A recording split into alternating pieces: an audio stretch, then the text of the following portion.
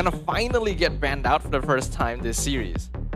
It got way last time, but at the same time, it didn't actually made it into the pool of draft. Yeah. So not really the prioritized coming out from Indonesia as well as Cambodia. But now it seems that Indonesia has something up their sleeve. They don't want anything up against their EXP. So let's see. Are they going to actually pick up Lapu Lapu for themselves instead? Lapu Lapu is safe enough. It is one of the EXP lane pickups that you can use into basically anything. But you also have to be a little worried about hero picks like Yuzong right now, since Barca is basically vulnerable to everything. And yeah, they do ban the Yuzong. They ban off the Yuzong. More of the opportunity for the team of Indonesia to get into the backline, and those are the things that Cambodia are just overlooking, making sure that at least Elan will be safe, secure right at the backline. Now Indonesia got one more slot to be banned off. What do you think, Stafa? If they really want to focus in on the EXP lane, they can just get rid of Lapu Lapu right now as well. Yeah. But it might be good to spend a ban on the gold lane just to get rid of a potential Harif, because Indonesia doesn't have very hard lockdown right now, and if they need to commit the hero to both Harif and Lancelot, it might be a bit difficult. This land is our homeland. Your team, Lapu Lapu will be taken off for the ban off, because again, they kind of actually prioritize on the side lane for the EXP. So Team Cambodia picking off Granger yet again. Now again, this is pretty much them just playing off with their comfortable zone. They're trying to stick to comfort, but I don't really know if I like it. Now Indonesia can go into Harif alongside what would be a good EXP lane. They could honestly even take Uranus themselves. They can go glue a second time. But I think it is probably Harif Gold.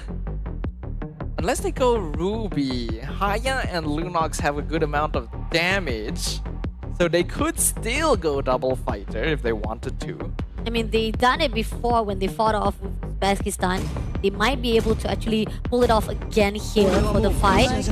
But looking from the side, they are picking Alice as well as Harith for their last two picks. And now, moving along with Cambodia, they need one more sustained zero that can actually control the situation with Indonesia team. Yeah, Alice is a really good pickup here, because the remaining EXP lanes that you might go for, Phoveus, Glue, Uranus, all lose lane to Alice. It's just really good drafting coming in here from Indonesia. They already have gold lane prio with the Harif versus Granger. They have almost guaranteed EXP lane prio. There is basically no risk of invades early on, and if they help out the mid lane again, it will be very difficult for Cambodia to play.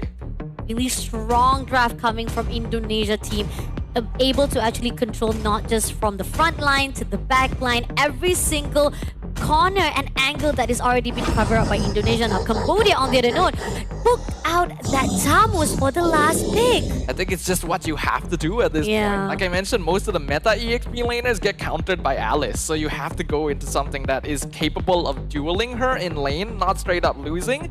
But in doing this, Cambodia are giving up another source of CC, which means they have zero lockdown against Lancelot and Harif. They might have a zero lockdown. They don't have much of the ground control that they need. But somehow, I kind of feel like with Vivian on the Grok again, they will be able to actually just have a really good moment to actually initiate with the tectonic charge, because we saw it already. It was really successful from the side of Vivian. So that's what we want to actually see again here, fighting off with Cambodia. But the question is for Team Cambodia, they have a way to slip away from every single grabs of Team Indonesia. But if they can slip off, they need to also survive the aftermath of it. The question is, can they do it? I don't know if it's possible. Lane priority is a little bit lacking here, and we'll see whether this Tamus is actually capable of holding their own. Either way, this is gonna be game number 2, ladies and gentlemen. Team Indonesia, one step away from qualifying to the upper bracket finals. Will last year's runner-up, Team Cambodia, finally be able to put a nail in the coffin and come out on top? Let's jump into the... Oh, that was a stolen orange buff! Very early on, Team Cambodia, unfortunately, just comes in for the infiltration.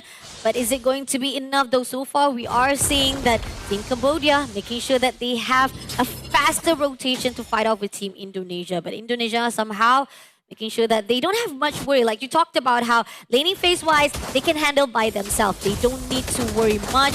Solo individual fights can be done on their own. The question is, Cambodia, they're pressuring much and much time again. Uwe being able to steal that first buff is actually huge right here, forcing out a red V now onto the purple just to make sure it isn't stolen again. But it means that Vival is going to be half a level behind Tegami for the first turtle. First total indeed, and making sure that at least Tegami will have much more movement, much mobility as well as power against them. That is what Cambodia wants to be assuring now. And at the same time, looking from all the stuns that have been pulled out by Team Cambodia, they're trying to hold off Indonesia's, making sure that they don't have much of rotation.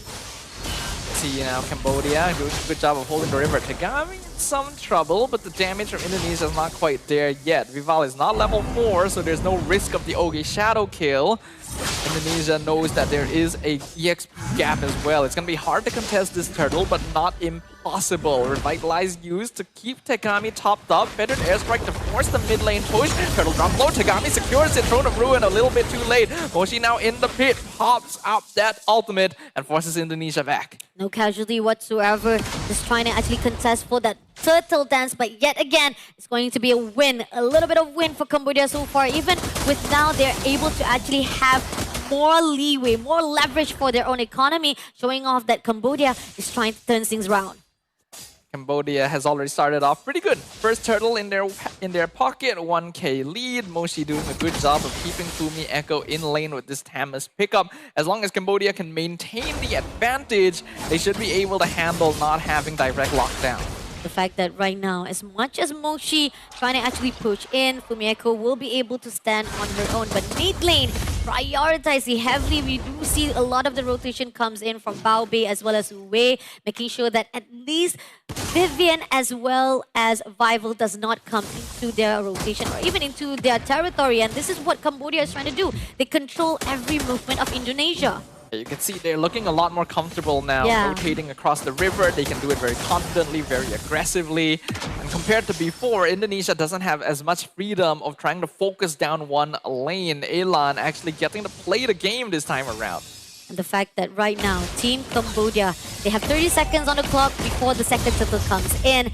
And Team Indonesia just trying to find a way, just push a little by little the minions, as well as looking for a way of how Cambodia is trying to move around this map.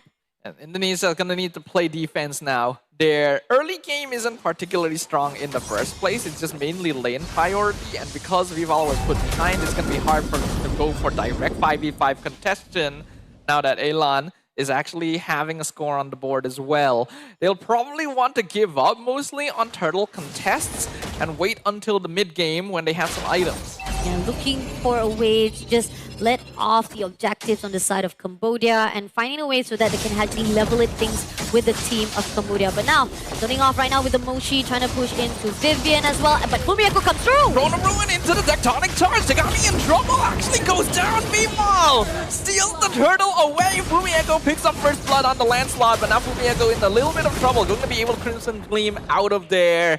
Indonesia turns it around. Turns it around indeed. Great initiation coming out from Fumieko with that Throne of Ruins to a point that they were able to actually guard out, control the movement of Cambodia, and get the turtle for the step. But Bobby! Deflector forward, darkening blasts right into the face of the Granger, goes down, and now they're aiming for Uwe as well, surrounded by 3 members of Team Indonesia. Have to use the AOG just to escape. Just to escape using the ulti. A lot of resources just to survive it out. Cambodia started out really good to control the movement of Indonesia. Now they're losing much of their weight. Sometimes you just need that one play to be the pace breaker. Yeah. To just control the tempo and reverse it in your favor. And Indonesia found the angle.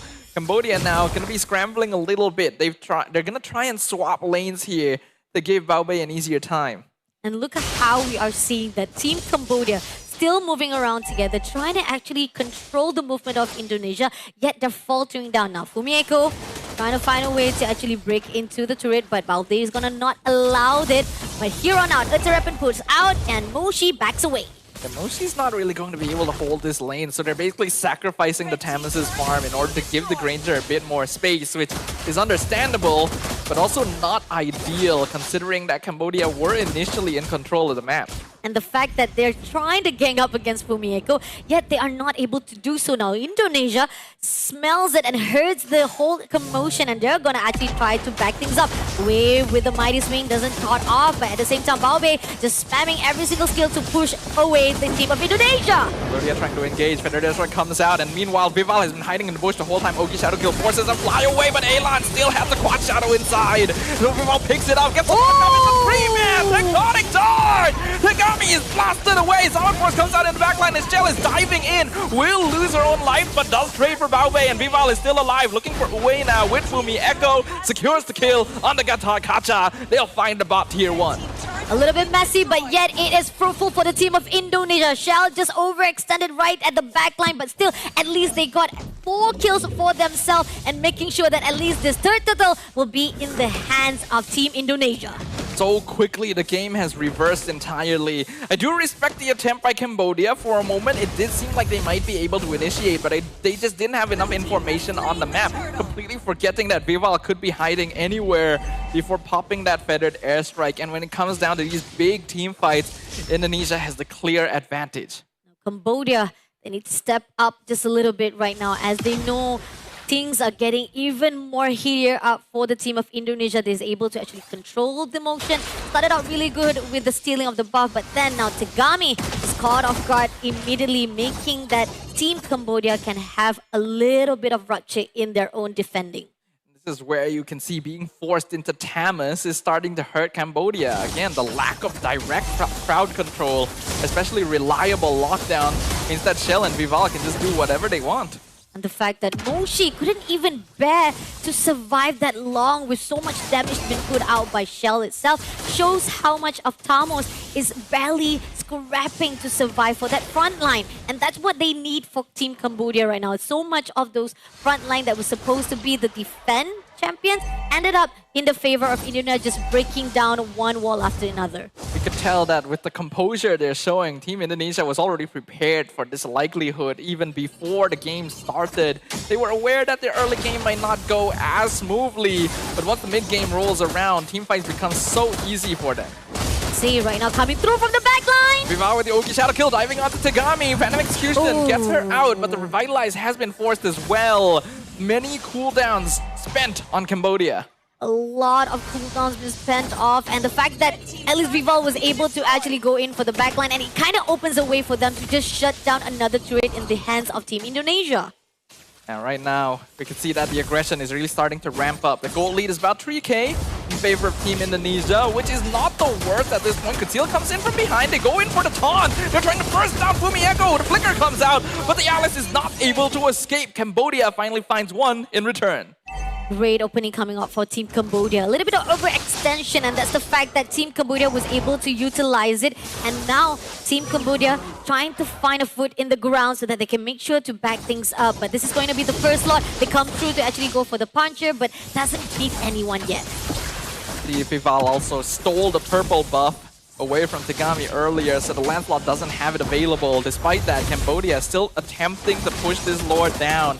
They saw Vival on the bottom half of the map. They're trying to blitz it, but they know they don't have enough damage for this. Moshi already poked down the half HP Feathered Airstrike, used as well. The taunt comes in, but the Grok flickers into the back tech charge. Baobei has the flicker back to safety, but Elan's not as lucky. Vival already executed the far side in the backline. Uwe gonna go down as well. It's a killing spree for Cine. Cine will eventually get shut down because of going too deep. They got me still trying to position to steal the Lord, but it's killing spree for Vival and a double for the Hayabusa. They pick up the Lord. They find everything. Baobei is the only one left standing, trying to escape. Just barely makes it back into the base. Barely escaping from the hands of Indonesia, but that's just not the double kill comes in for Vival. But with the Lord being taken out for them now, the game even started even more tougher for Team Cambodia. No matter how much they try to contest it out, this is where the fine line of they need to have the ground to defend the whole lead. Yeah, this is where the snowball really starts going out of control already. We pointed out the issues in the draft, and I think Cambodia is now officially feeling it. It is only the first Lord of the game, and they do still have holy defenses standing, but Indonesia is splitting up their forces well. We can see that the top inhibitor is already being taken out by Vival, and the bottom one is taking some poke damage from the Lord as well. The Lord will be taken out immediately. Great defense comes in, but then again, 2 holy defense already been break by Team Indonesia. And not only that, the buff will be stolen as quickly as possible. Safely, Indonesia has a lot of ground covered up. At the same time, it seems that Shell comes in! As Shell dives in with the Zaman Force, nearly takes out Alan. Alan able to fly back into the base thanks to Revitalize. AOG comes in, only gets one knockup. Throne of Ruin also going to be used into the Winter Craft. Fumi Echo trying to stay alive. Animus Fusion. Dog with the Flicker Feather. That's why comes out. Uwe ends up being the first one down as Cine blasts the Gatar Kacha in the face. Vival comes in from the mid lane. Cambodia transitions to defending the wave. They will be able to keep their mid tower alive, but the waves are being synced up on the top and bottom, and this was fully intended by Team Indonesia. They'll get 2 inhibitors for free. So much of the investment was done by Team Cambodia. Even when the fight that comes in with the Feather Airstrike, yet it was not going to be enough to shut down Indonesia's team. They survived it out and they back off very safely to a point that Cambodia was just only able to defend out. This is calm, calculated, textbook from Team Indonesia right now. The goal lead has grown out of control. Cambodia is too far behind, and their lineup isn't very well suited for defending the base, even with the artillery DPS. The fact that right now Team Cambodia still trying to find a loophole to fight off with Team Indonesia is not easy. Every time they try to step up, even the AOG just able to caught up one, and in the end it goes backfire with Indonesia comes through to shut them down for good. It's another case of a team just having too fast execution compared to their peers here. The moment that Cambodia is ready to react, Indonesia is already on the next step of their plans. And the fact that right now, coming along with the lot, 20 seconds on the clock, might actually contest it out. But Team Indonesia just trying to actually zone out, and their Earthen Weapon just kind of actually pulled out way, but they're going in for the dive. A little bit of execution comes through to Baobei, but it's only just to push Team Cambodia back into their baseline. Baobei got lucky there that the Ogi Shadow Kill bounced the minion wave. Otherwise, the Granger was almost 100% dead. So Cambodia can thank their lucky stars about that one. They still have all 5 members standing, but I don't think they are capable of contesting this Lord. They still try. Moshi's providing vision. The rest of them are coming through with the conceal, but they're all funneling into a single area, and you know that that's exactly what Vivian is waiting for. Looking from the side of Tegami, trying to find a way to actually clear out the minion wave. Can I actually go in for the backline to open up the door to fight off? But here, Uwe, as much as possible, just giving up the blood, giving up all the defense from the side of Cambodia is still not enough. But Azurban comes in with a second behind the wall! Catches the backline! Vivian! That is way too much! It's already a double kill for Cine. Cambodia is getting run over. It is an absolute steamrolling! From the side of Team Indonesia, triple kill for Cine on the Lunox. Tegami trying her best to hold on, but it is a 1v5 and it is a monster kill for Vival! The defending champions of WEC make their presence known on the stage once again.